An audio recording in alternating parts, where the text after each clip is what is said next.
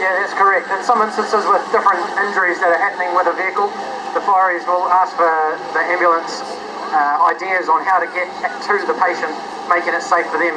So if a patient is trapped with their knees underneath the dashboard, the fireman will ask what sort of areas that we need cut away to get to the patient safely. Fantastic. So you can see there, guys, the fire service on the left-hand side, I guess on my left I should say, you can see that they're getting into that back door and they are cutting it open to get it off. And the one thing that's important in this situation is working in a clean environment. That's keeping as much rubbish away from the scene as possible, so it makes it easier for people to access the area.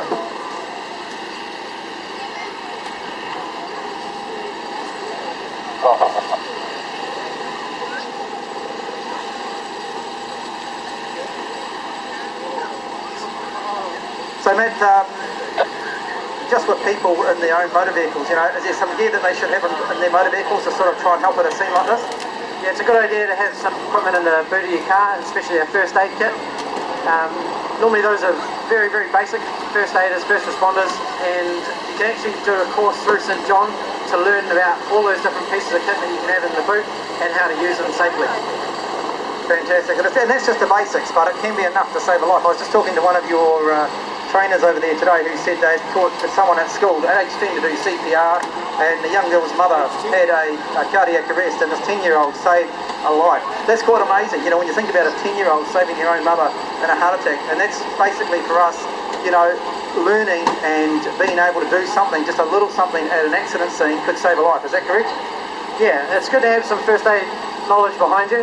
CPR is a must for everybody, and even just having the first aid kit and some gauze in the back of your vehicle, you can stop a potential life-threatening bleed. Fantastic. So folks, once again, St John are here, so if you want to know about doing a first aid course, go and talk to them. They will help you. Yeah, I know you can look at their website if you want to, but they're here today. They've got a cadetship running. Just looking at the fire service now, they're doing a B-pillar extraction. They'll obviously cut open the back door.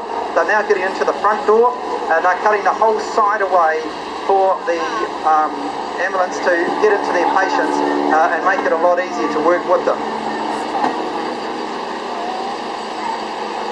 Oh, now that's a good question. I just got asked by Nicky, why is the man standing here with the fire hose? That is just in case we do have a fire that breaks out. Okay, they're there to respond and keep the guys safe. So obviously, safety is paramount for all emergency service personnel.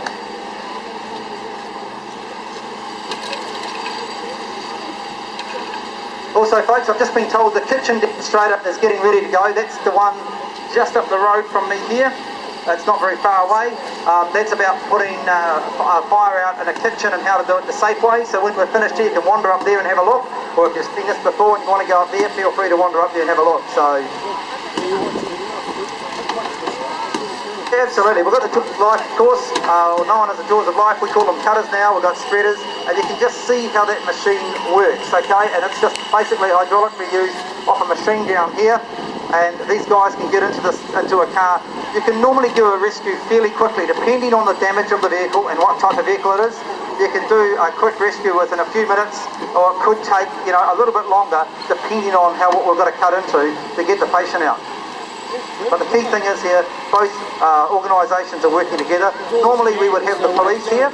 If this was an all motor vehicle accident, they would close the road off the course and then work from there. But just remember, you as a public member could be asked at any time to assist an emergency service worker at an incident like this.